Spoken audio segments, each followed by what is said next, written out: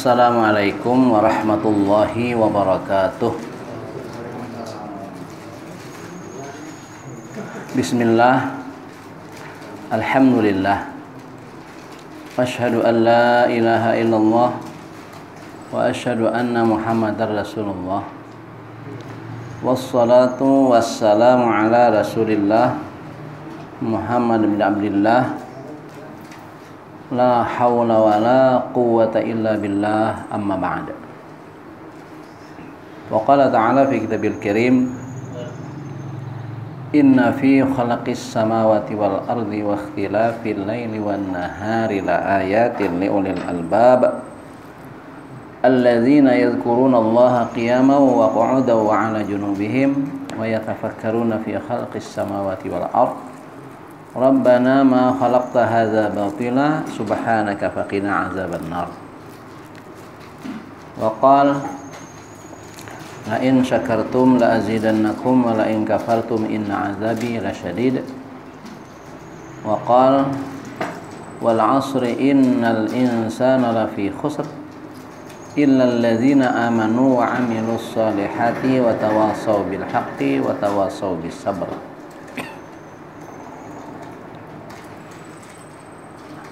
Para tokoh agama, tokoh masyarakat, pengurus musalla, pengelola majelis, bapak-bapak, saudara sekalian yang kami muliakan dan dirahmati Allah Subhanahu wa taala.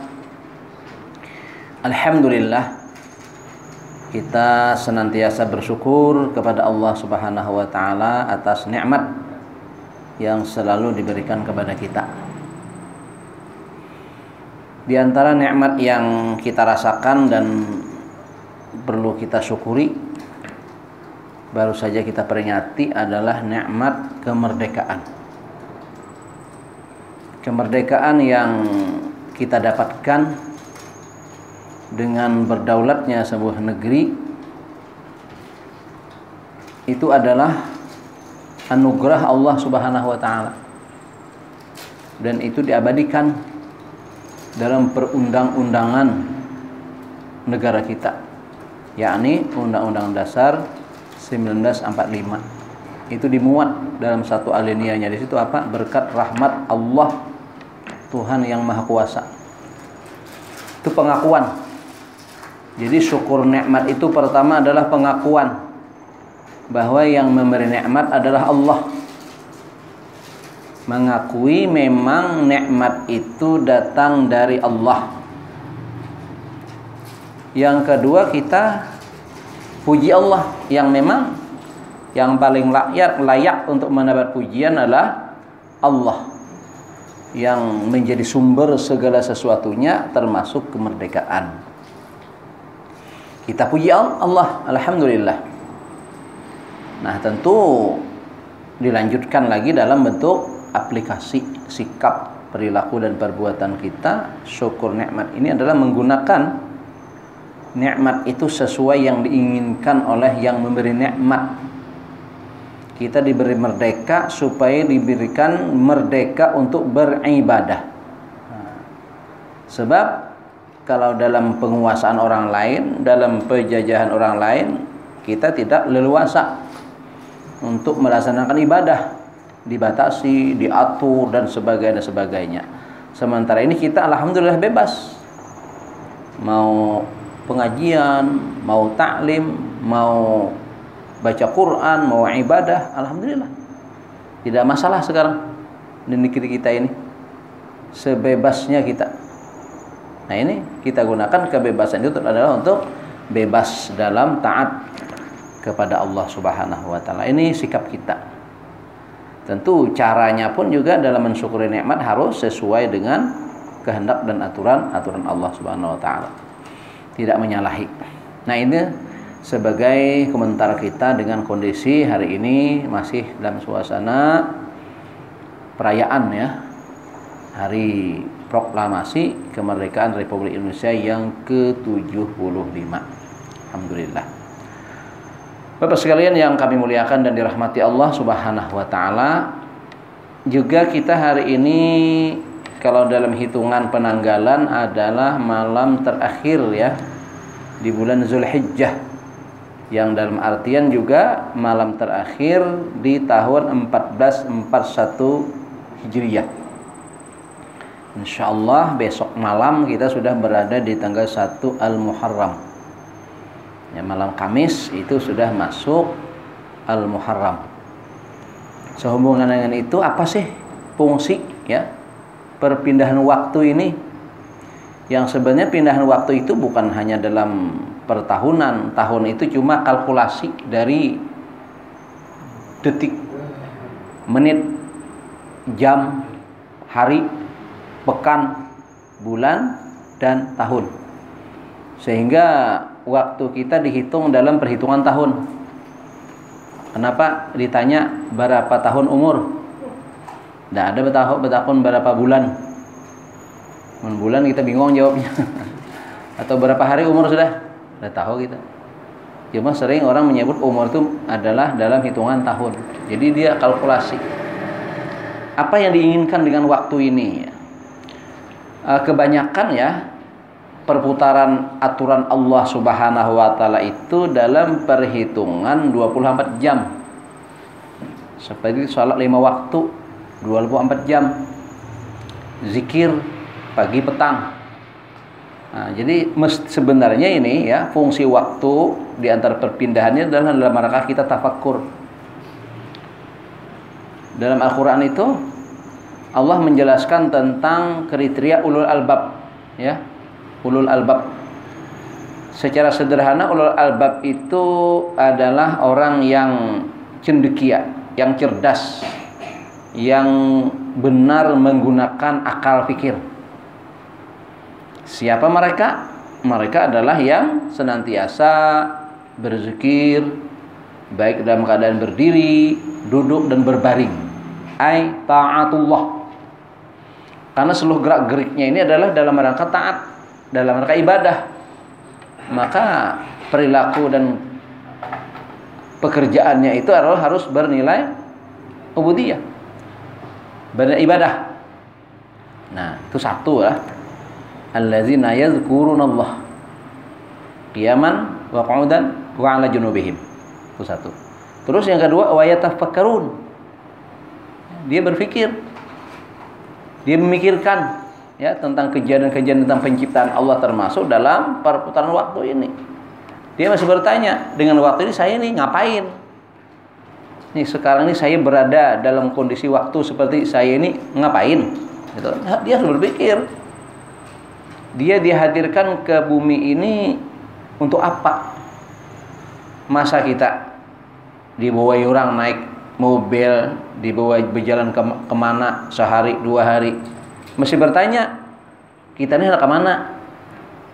Dan mau apa? Itu. Kalau bawa yang merampok. Celaka kita. Harus tahu yang sembarang umpat. Nah sama nih. Kita dihantarkan ke sini ngapain? Itu apa? Nah itu kan itu termasuk dalam tafakkur, berpikir, mempertanyakan. Nah termasuk wahtilafi laili wan nahar ya. Bergantinya siang malam. Itu waktu itu.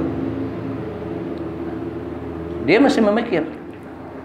Nah salah satu ya aplikasi berpikir itu adalah muhasabah. Muhasabah itu diambil dari wasiat atau nasihat Sayyidina Umar dalam sebuah ungkapan beliau, hasibu anfusakum qabla an tuhasabu. Perhitungkan ya atas diri kalian. Kita hitung sekarang sebelum nanti Allah yang menghisab. Allah yang menghisab itu keberadaan kita sudah di mahsyar, fi yaumil mahsyar. Peristiwa itu adalah setelah habisnya kehidupan dunia, semua mati. Jadi dia bagian dari alam akhirat. Itu adalah mahsyar. Kalau di sana menghitungnya itu adalah peristiwa jaza, pembalasan. Jadi langsung dibalas. Kalau sekarang menghitungnya artinya masih ada kesempatan untuk menambah dan untuk memperbaiki. Nah, sebenarnya amal ini adalah amalul yaumiyah tadi, karena putar waktu kita siang malam per hari. Ini termasuk kalau dalam ilmu akhlak perkara yang kita lakukan itu tafakkur dengan muhasabah ini adalah sebagai amalul yaumiyah sebenarnya. Cuma oke lah kita kadang-kadang tidak sempat berlaku begitu rupa. Nah paling tidak dalam perhitungan 1 tahun ini perjalanan 1441 itu bisa ditafakuri. Ya, kita pikir, kita hisab. Secara umum bisa kita lakukan. Memperhitungkan apa yang sudah berlaku dalam kehidupan kita ini. Cuma standarnya adalah tadi ibadah. Sudahkah waktu kita, aktivitas kita, kegiatan kita, di rumah kita, di pasar kita, di kantor kita itu sudah punya nilai-nilai ibadah? Sudahkah itu? Sebab itu misinya. Wa ma khalaqtul jinna wal insa illa liya'budun. Jadi misi kita itu adalah untuk beribadah. Sudahkah itu? Nah itu kan, itu yang kita pertanyakan. Nanti dalam perhitungan kita itu menemukan misalnya hal-hal yang positif, alhamdulillah, ya positif yang kita temukan. Nah maka itu kita syukuri, alhamdulillah, karena semua adalah anugerah Allah yang memberikan nikmat seperti itu. Nah lalu kita berdoa kepada Allah agar kebaikan-kebaikan itu diterima sebagai kebaikan di sisi Allah Subhanahu wa taala. Dan sekiranya kita masih diberi kesempatan esok hari, maka kita minta paling tidak ini adalah sesuatu yang tetap. Kalau perlu meningkat kebaikan itu tadi. Nah, itu cara kita menyikapinya. Kalau ada temuan yang negatif, yang kada baik, yang kada bagus, nah itu diistighfari. Susul dengan istighfar. Minta ampun dan berdoa, minta petunjuk supaya itu jangan ada lagi dalam langkah kita di depan. Itu bagian belakang, sudah. Yang lalu biarlah berlalu, tapi ke depannya kita ingin lebih baik. Nah, itu diantara yang mesti kita lakukan tadi, muhasabah, perhitungan. Nah, kalau perhitungan seperti orang dagang itu kan ada istilah untung rugi.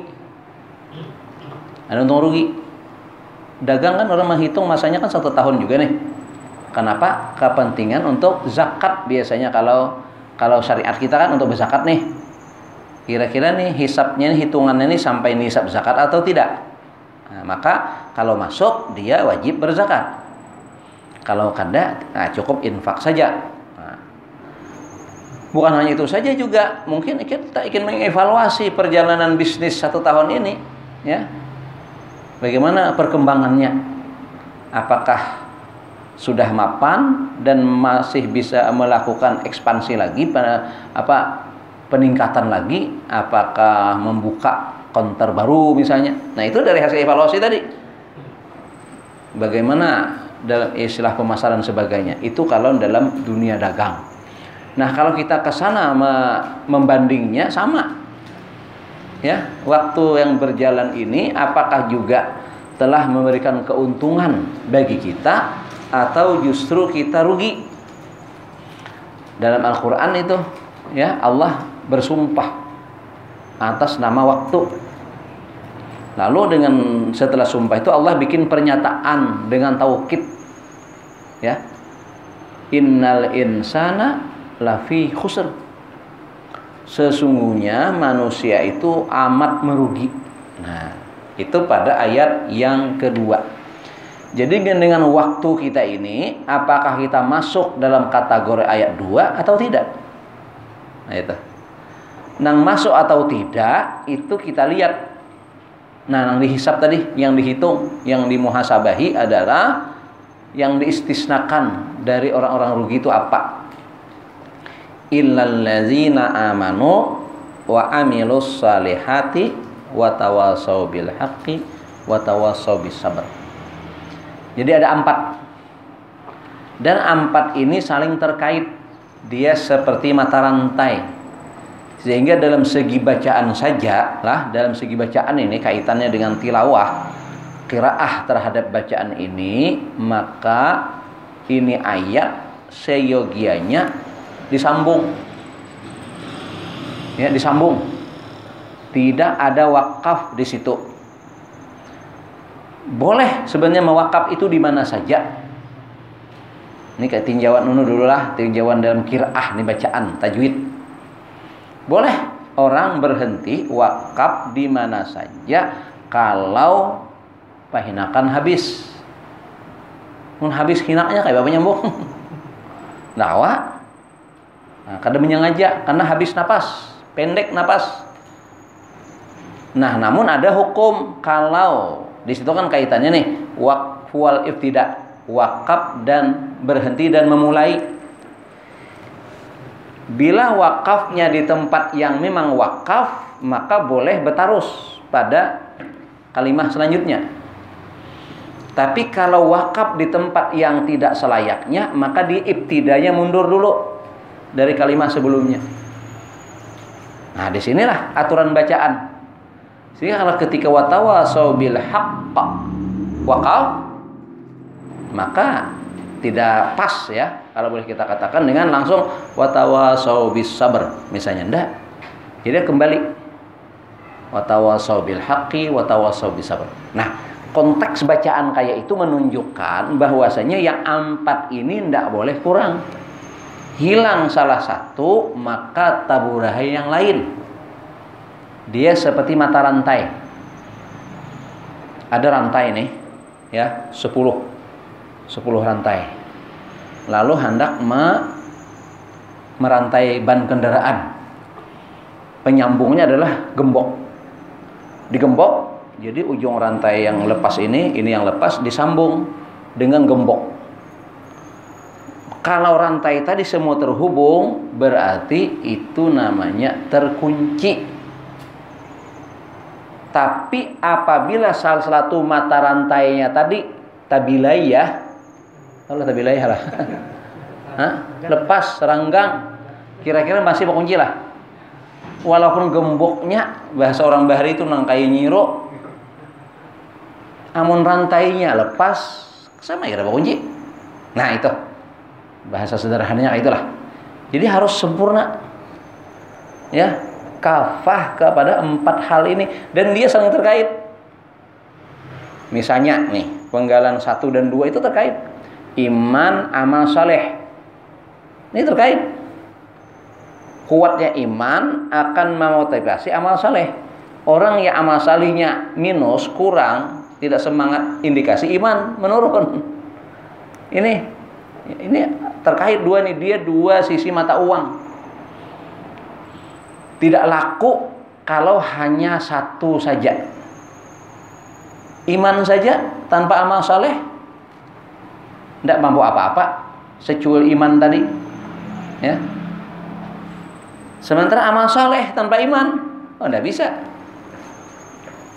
Baik, bagus amalnya, tapi dia tidak mengimani. Dia asal dasar kemanusiaan saja, atas dasar sosialitas saja, atas dasar kemanusiaan saja, tidak dilandasi iman, berarti tidak bernilai ibadah. Ketika bernilai ibadah, maka yang diibadahi itu dia akan membalas, akan memberi balasan. Nah, Allah akan memberi balasan. Nah, makanya di sini kita disuruh untuk tajdidul iman. Di hadis itu kan ada instruksi Nabi kita, jaddidu imanakum. Perbaharilah iman kalian. Nah itu, jaddidu imanakum. Jadi perintahnya itu iman yang ditajdid. Lalu di situ ada pertanyaan para sahabat, qila ya Rasulullah, kaifa nujaddidu imanana? Bagaimana caranya kami memperbarui iman itu gimana? Nabi menjawab dengan kalimat yang simpel tapi penuh makna dan dalam, ya. Maksudnya itu. Apa jawaban Nabi? Aksiru min qauli la ilaha illallah.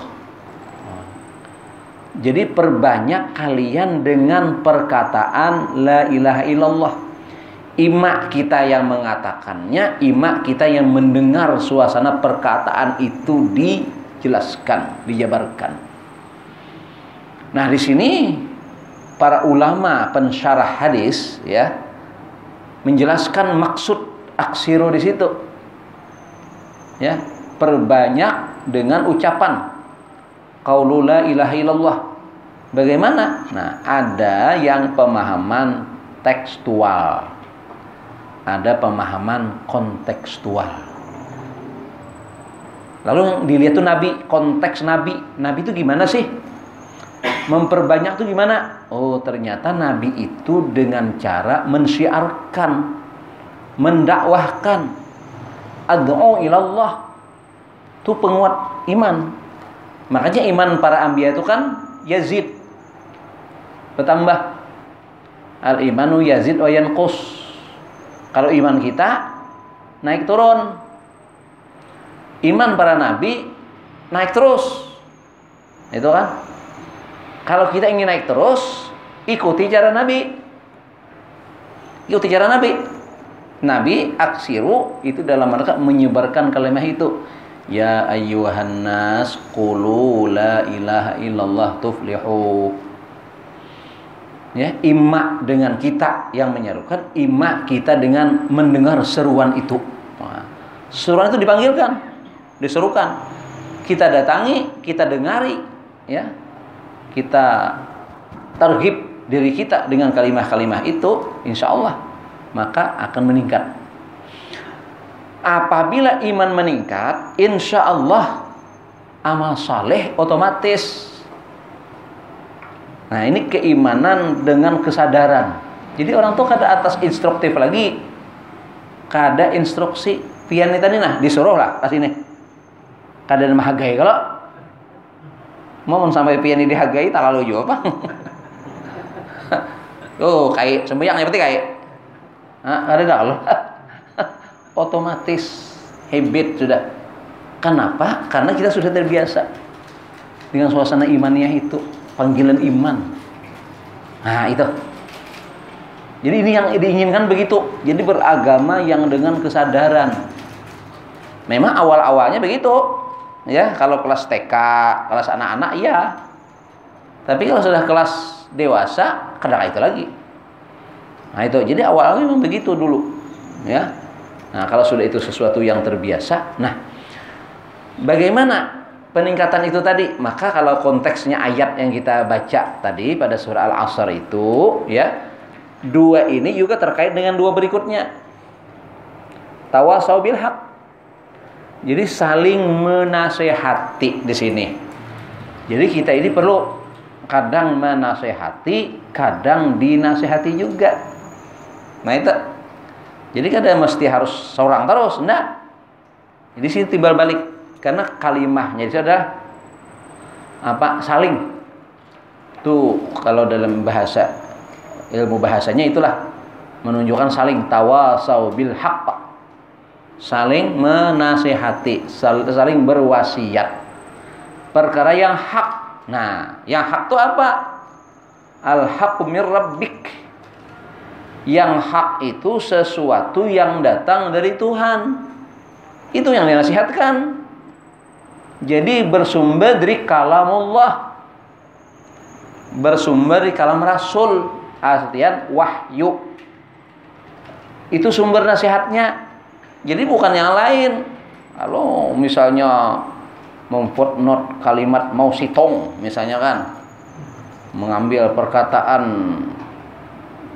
siapa filosof misalnya, itu tidak bisa dipertanggungjawabkan. Kadang-kadang mereka sendiri tidak konsekuen dengan perkataannya. Makanya ada istilah beginilah, ya, ada istilah begini. Kalau apa namanya ungkapan para filosof katanya begitu. Ya, lihat apa yang kami katakan. Itu jangan lihat kami yang mengatakan. Nah, ini filosof itu. Jadi kayaknya kada mau dilihat dirinya, lihat ucapannya aja, nang footnote. Kalau Islam enggak kan? Islam itu melihat perilaku. Bilhal. Kabura maqtan indallahi an taqulu ma la taf'alun. Nah, sangat besar kemurkaan Allah kepada orang yang hanya berkata tapi tidak melakukan. Nah, itu. Jadi kita harus begitu. Jadi al-haq itu yang dinasihatkan yang dari kalam Tuhan, kalamullah.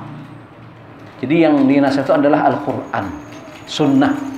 Karena itu sumber kebenaran. Kita harus beriman begitu lah, harus beriman. Apa iman itu? Kan pernah saya kita jelaskan juga lah. Iman itu apa?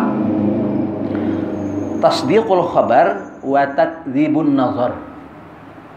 Engkau benarkan yang dikhabarkan Allah dan Rasulnya, engkau dustakan yang kau lihat dengan mata, yang kau indra tuh jangan dipercaya.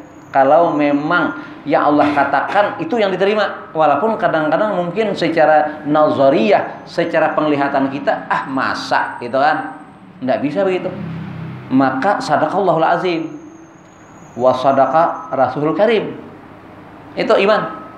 Kau benarkan kabar dari Allah dan Rasulnya, kau dustakan yang kau lihat dengan mata. Kenapa indera kita ini bisa kada benar, bisa kada hak, bisa kada jujur. Nah itu. Misalnya lah pensel atau pulpen tuh diletakkan di mata kita sini nah. Ya.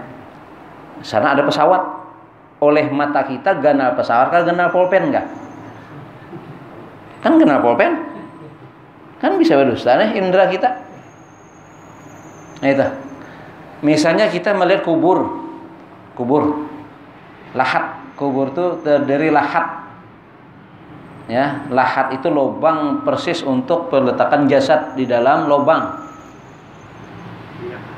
Ya, kalau wilayah kering kayak Guntung Luak, ya. Tapi kalau di Galayan itu banyak, maka tebala dimasukkan dalam kotak gitu kan, di kotak. Kalau sudah kering tuh nggak perlu kotak. Itu lahat yang utama. Lahat tuh setelah dibikin lubang besar tuh untuk memuat, untuk orang yang memuat. Lahat itu untuk tempat jasad. Kalau lahatnya itu di pojok, ya arah kiblat, maka nanti yang dibikin di atas tandanya persis jasad. Kada masih bekas tutupan lubang ini. Kalau bekas tutupan lubang luput, ada kena jasad.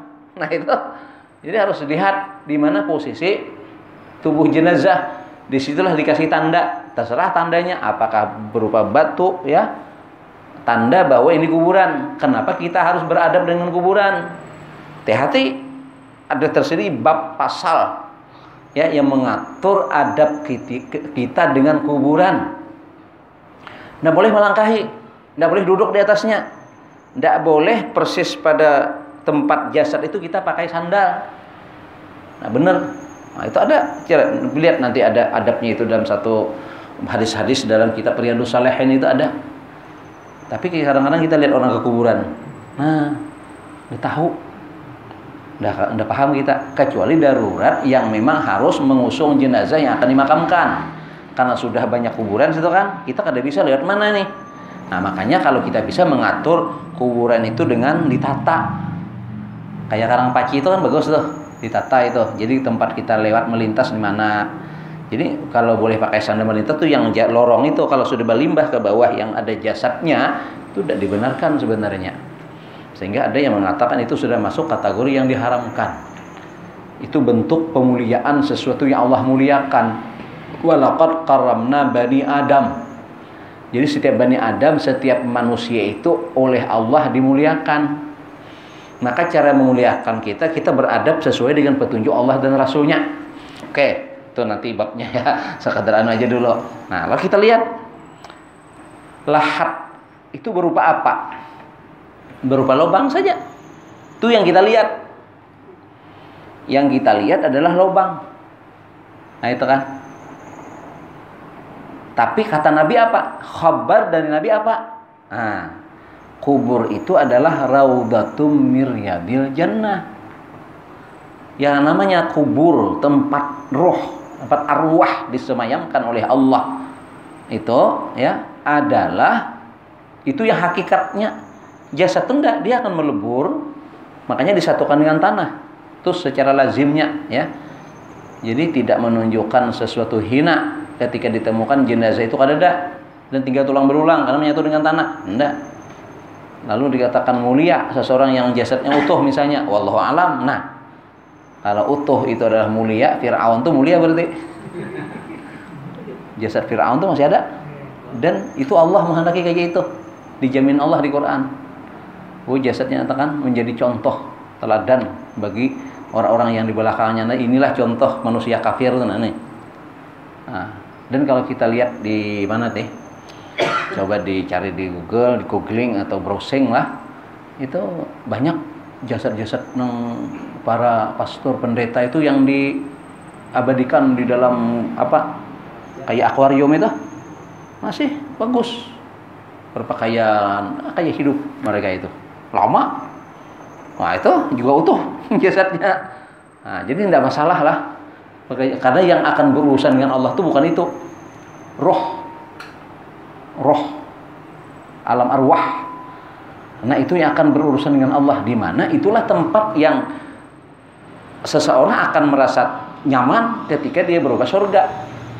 Dan akan menjadi suatu penderitaan luar biasa itu ketika dia melakukan keburukan sehingga dia berupa hufratun min hufratin nar, lembah daripada lembah api neraka, nauzubillah. Ini yang kita percayai, informasi Nabi ini bukan jasad. Ini ada viral nih di mana, di FB rasanya ya, ada di FB itu. Orang yang berkubur itu lubangnya luas berapa meter, itu semua perkakas rumah tangga dibawakan, kipas angin, kulkas, kompor gas itu dimasuk di higa jasad.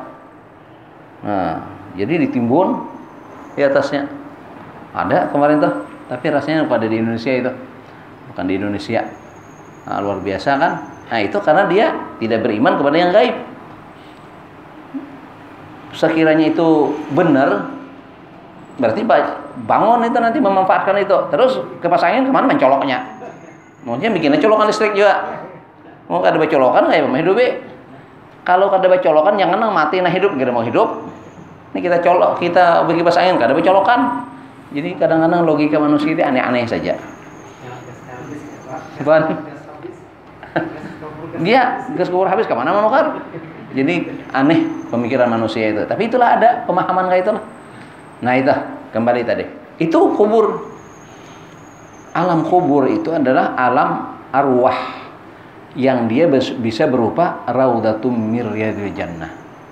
Kenapa bisa berupa surga? Kenapa bisa berupa neraka? Tergantung nama masuk siapa. Nah, yang akan masuk ini siapa? Kalau yang masuk itu innalladzina amanu wa amilus shalihat. Nah, itu maka kita hidup termotivasi untuk selalu melakukan yang baik-baik, yang bagus-bagus. Ini pesan moral. Jadi iman itu nanti implikasi ke sana, ya. Nah, itu iman. Terus misalnya secara zahir orang selingkuh itu kan rame pinanya. Rame lah. Nah, kenapa mau selingkuh? Karena membanding-banding. Yang di rumah begini, yang di sini begini. Nah, karena mungkin merasa lebih baik yang diselingkuhi tadi. Menurut nazariyahnya, menurut pandangan matanya. Tapi kalau menurut Allah, innahu kana fahisyatan wa sa'a sabila. Nijar Allah, orang beriman wajib percaya ini. Menurut kita tabungas, tabaik, tak nang bagus-bagus lah semua dibanding lawan di rumah. Apa nang di rumah itu? Kadang ngerti, nah macam-macam. Dalam pandangan agama, pandangan iman justru nang halal di rumah ini yang benar. Kayak apa bentuknya ini nang halal. Ini yang bersih, ini yang suci. Itu. Sementara yang di sana tadi, ya, itu Allah katakan itu fahish, itu najis. Sesuatu yang fahish, najis, yang busuk, jangankan menyentuh, baparak aja jangan. Makanya wala taqrabu, jangan paraki. Tikus busuk, sudah 3 hari membusuk di situ. Kita baparak aja kada mau, kenapa busuk? Kalau tagatuk cepat kita bersabun bersih, jangan sampai tagatuk tuh Pak. Berbeliung berdahulu kita. Kenapa busuk? Maka seperti itulah zina. Jadi zina seperti itu dalam pandangan Allah. Maka pandangan Allah inilah yang harus kita imani. Itu iman namanya. Najis. Nah itu. Kemarin ada bertanya nih lah. Ada yang bertanya, jemaah nih kan. Kalau ustadz guru itu bersalaman lawan binian kayak apa gura? Kayak ustadz ya? Ada garang? Ada ya. Ada ya. Ulun nang kada upat bersalaman ya. Malah mudi asing dianggap aneh. Kenapa? Sambil bersalaman asal aya apalah, asal gelian dan macam-macam. Nah, itu yang benar. Karena itu yang bersentuh itu salah. Nah itu kan. Jadi kriterianya biar kita lihat syariat dulu. Kriteria syariat itu apa? Syariat itu seputar wajib, perintah, haram, larangan. Itu yang utama lihat dulu. Sebab nanti takwa itu menyangkut dua nih. Melaksanakan perintah-perintah Allah, menjauhi larangan-larangan Allah, itu takwa. Nah, secara syariat itu dalam aturan syar'i boleh kada? Nah, itu kan sumbernya Quran Sunnah. Dijelaskan ternyata memang tidak dibenarkan. Maka kalau ada orang yang melakukan itu satu perkara yang menurut kita itu kada pantas dilakukan. Nah, itu. Jadi ukurannya syariat. Oh, hakikat. Sini hakikatnya asa murid. Asa ada bapak. Itu hakikat. Kita lihat syariat dulu. Jadi langkah-langkahnya ke situ. Nah, ya banyak orang itu ya tadi karena sidin itu ke hakikat ujar. Hakikat tidak akan ada kalau ada syariatnya. Sering kan pernah menggambarkan itu. Syariatnya durian. Pas dimakan rasa apa? Rasa durian. Syariatnya zahirnya pampakin. Kita makan rasa apa? Rasa pampakin. Kada mau bang berselisihan antara syariat lahir dengan hakikat batin. Tidak bisa. Nah, itu bila syariatnya salah, pasti salah hakikatnya. Tidak bisa. Nah, lemping hangit. Nah, pahit. Mana ada manis? Nyaman benar lempingnya walau hangit. Apa lah paksa benar orang kelaparan. Tidak bisa. Nah, ini kadang-kadang ya di tengah masyarakat kita itu tidak mengkaji ya kepada perbedaan-perbedaan itu. Jadi langsung hendak yang masaknya begitu. Enggak. Jadi harus bertangga. Nah, inilah yang harus kita evaluasi. Nah, sejauh mana kita sudah masuk dalam lingkup yang memang menurut kehendak Allah Subhanahu wa taala. Nah, itu perlu dipermantap. Pemantapannya itu ya saling menasihati tentu dalam hal kesabaran. Kalau kita tidak sabar tidak bisa juga. Jadi membimbing umat, membimbing anak, membimbing istri dan seterusnya itu harus di situ kata kuncinya, harus sabar. Tidak bisa hendak bolak-balik spontan, tidak bisa. Jadi seperti kita nanam pohon apa saja ya. Kita sabar nunggu sampai masanya berbuah. Tidak bisa kita hendak langsung hari itu buat tanam, hari itu berbuah. Lain, tidak bisa. Apalagi tentang manusia yang banyak pengaruhnya. Wah, hari ini zaman global, zaman banyak pengaruhnya, sosmed macam-macam nih. Maka kita juga harus ekstra pembentengannya itu. Tidak bisa kayak pola bahari. Pola bahari nyaman. Bahari cuma TV RE. Nah, apa-apa. Anak-anak dudukan aja. Waktu zaman ulun lagi halus ini, maghrib isya ini kan dilanggar aja. Dudukan. Wah, ini mana ada? Nggak bisa. Nah, itu harus diiringi ya dengan cara-cara juga kiat-kiat yang lebih dibanding yang zaman dahulu. Nah, ini. Jadi itulah tadi konsepnya sabar. Sabar itu ya bukan pasrah. Lah, maaf. Jangan pasrah.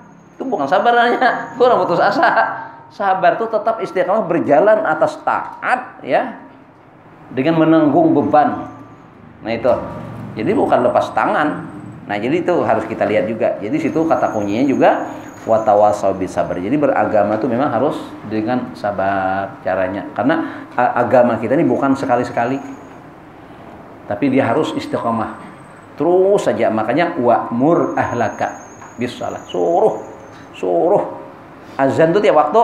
Tahu ya orang pada sembahyang sudah. Dipanggil pulang nih, hayya 'alas shalah pulang. Ini teman lagi hayya 'alas shalah nih. Tahu ya sudah? Enggak. Itulah agama. Agama selalu saja ingatkan, peringatkan. Kayak kita nyiram tadi, nyiram kembang, nyiram lombok, nyiram apa kan ada selalu siram sampai berbuah nanti. Kalau sudah sekali kada disiram, kada diharung lagi ya mati dia. Kada bisa, kada tumbuh iman, kada tumbuh amal soleh ya. Nah, maka sempurnakan semuanya. Illal ladzina amanu wa amilus solihati wa tawasau bil haqqi wa tawasau bis sabr. Maka bila 4 ini ada pada diri kita, keluarlah kita dari khasir, dari orang yang rugi. Berarti untung. Bila tidak terpenuhi ini berarti kita masih dalam pernyataan Allah pada ayat kedua surah Al-Asr. Inilah timbangan alat muhasabah terhadap waktu yang kita lewati hari ini, apakah itu perputaran masa 1 tahun berlalu pun termasuk yang harian, seyogianya juga harus selalu kita evaluasi. Demikian tazkirah hari ini menyangkut masalah akhir tahun yang kebetulan ini merupakan malam terakhir kita di bulan Zulhijjah 1441 Hijriyah. Insyaallah kita akan ketemu nanti pada tahun depan. Ya, Al-Muharram 1442 Hijriah insyaallah. Terima kasih atas waktu dan perhatian. Mohon maaf dengan kesalahan kekurangan. Kepada Allah sama-sama memohon ampunan dan saling mendoakan. Subhanakallahumma wa bihamdika asyhadu an la ilaha illa anta astaghfiruka wa atubu ilaik. Assalamualaikum warahmatullahi wabarakatuh.